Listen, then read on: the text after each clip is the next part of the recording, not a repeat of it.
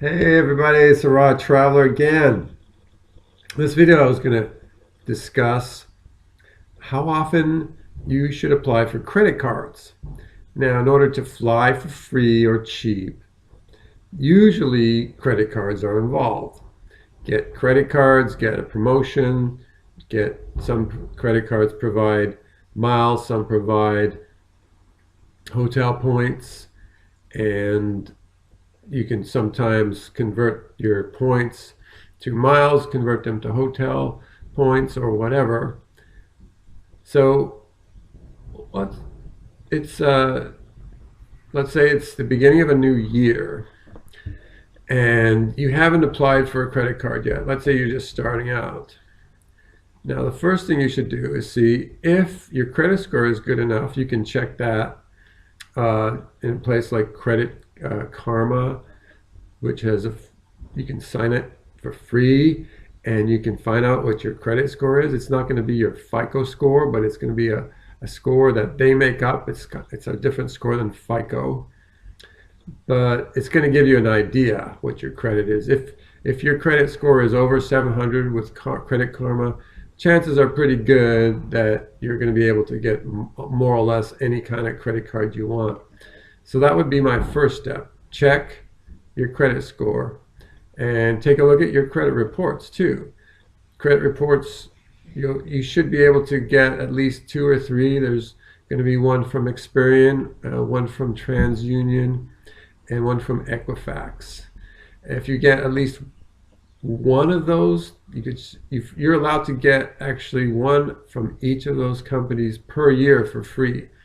There's a website, I don't remember it off the top of my head, where you can fill in the information, and every, I believe, one of those reports you can get for free once per year. So you can get all 3 of them in 1 year, and they're free. They're offered by this is of course for people who live in the United States. So they're offered by the US government, and they have to send you one from each reporting body per year for free if you request them. And you can get them that way, and I think they come by regular mail.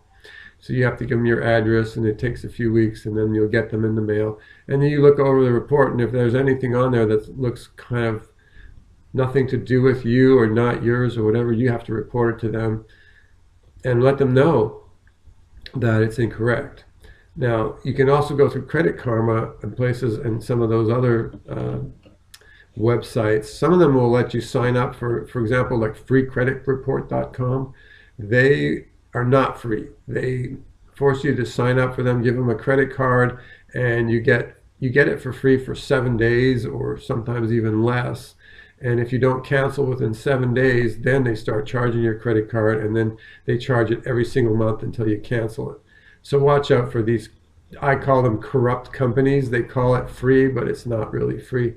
But Credit Karma is free. There's some other places out there that do provide credit reports for free. A lot of the credit cards provide a free score, like the actual FICO score is provided by, I believe, the Discover card. FICO score is also provided to me on one of my credit cards, a Barclay card. So that's the first thing you do. Make sure your credit score is high enough. Check your credit reports.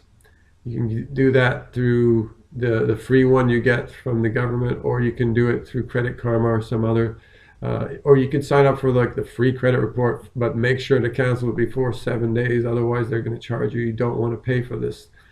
So get your reports, get your score, get it all for free. And once you know that you're ready and you have the score you need and you have everything is cool in your credit, then start applying and look at the offers that you're interested in. For example, if you live in a city and there's no access to Southwest Airlines, for example, well then don't join Southwest. Don't look for credit cards that give you miles and points for Southwest. If Delta is big in your area, for example, you live in Atlanta or somewhere near the airport in Atlanta, then you're probably going to want to join Delta because Delta is the biggest airlines in that area. So that's my suggestion.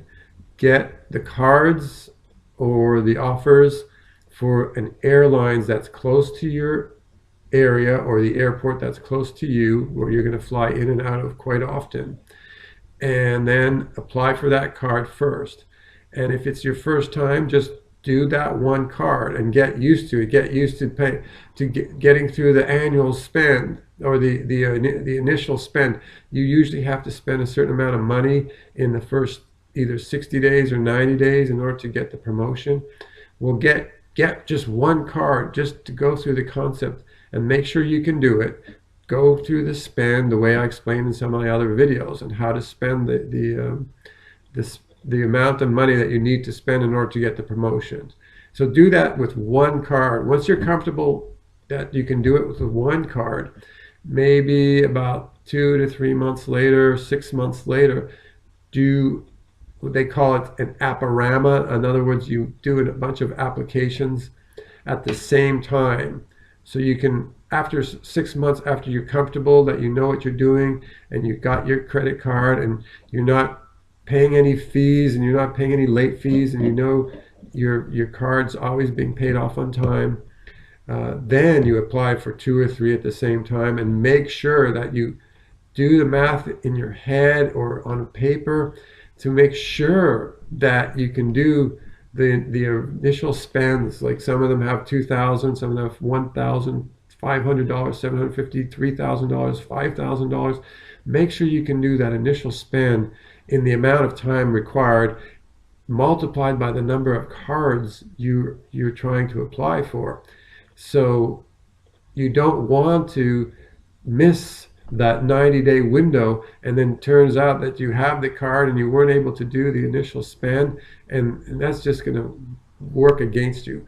So do all your planning in advance. Make sure you can do the initial spend on the cards.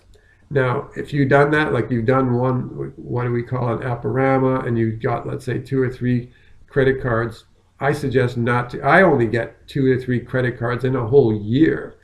And I've got enough flights to fly almost anywhere I want, bring family members where I am, or go to wherever I go, tropical places. I've been to Tahiti and to Thailand 3 times last year. I was in Hawaii a bunch of times as I was living there, and now I'm in California, and I've flown all over the world. I was in Canada for a couple of weeks, and I don't have a necessity to apply for more than 2 or 3 cards a year.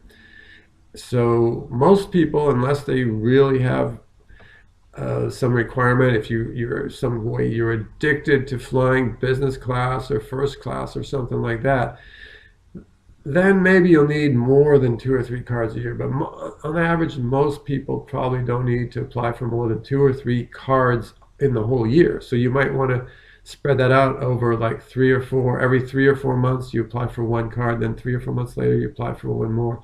3 or 4 months later you apply for another one. That should work for most people. But some people, they just like to hoard a lot of miles. I don't suggest people hoard their miles, because miles are just something that the airlines are offering. They don't have to keep these programs going. If you read the fine print, they can change the program anytime. They can drop the program anytime. So you might have these miles in your account. You might have several 100,000 miles, and suddenly the airline says, that's it, we're dropping this program, it's not working well for us.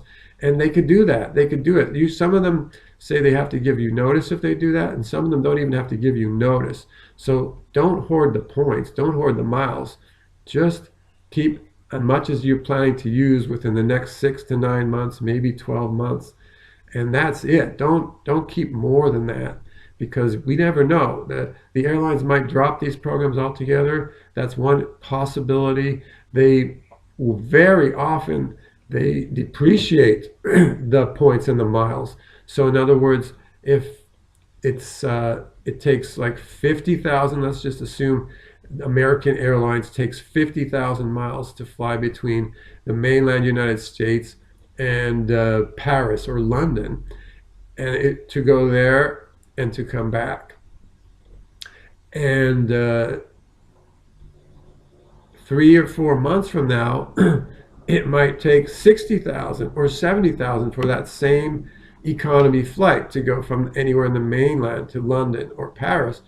And we don't know. So then they've depreciated the miles. So if they're sitting in your account when it's 50,000 points to fly to Europe, and then you just keep them and don't do anything, and they're sitting in your account still when they switch it to 60,000, you've now got a 10,000 point depreciation for all your miles if you're intending to fly to Europe. And they can do it across the board. They can do it domestic flights, they can do it to flights to Asia, they can do whatever they want because they're the ones who rule over the points and the programs, and they could just erase them altogether. They can just say that we don't do this program anymore and it's gone.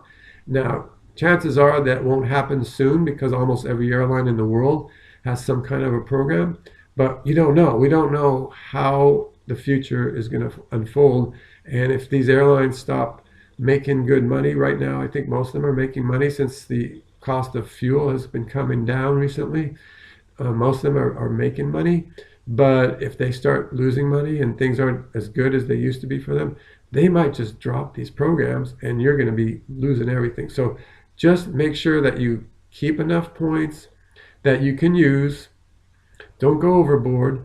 Apply for 2 to 3 credit cards a year is what I suggest. You can do more than that. You can wait 3 or 4 months between applying and then apply for 3 or 4 at one time and do that 2 or 3 times a year. Maybe do 8 or 9 in 1 year. But make sure that you can use all the points and the miles within a reasonable amount of time, and also make sure that you can do all the requirements. Make sure you can do the initial spends from every one of the cards.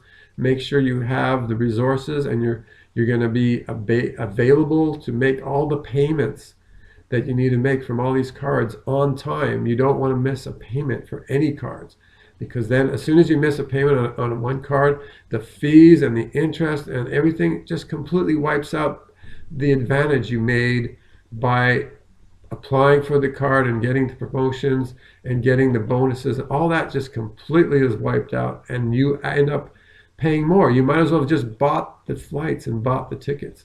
So make sure you do all that, do your homework, and get on with the program. Get your free flights, get on board, and we'll go to the tropics together and enjoy the sunshine in the wintertime. And when we'll enjoy the cooler, beautiful places in the summertime where it's just warm and not as hot, not as sticky where you are at that time. And I'll see you on the next flight. Take care.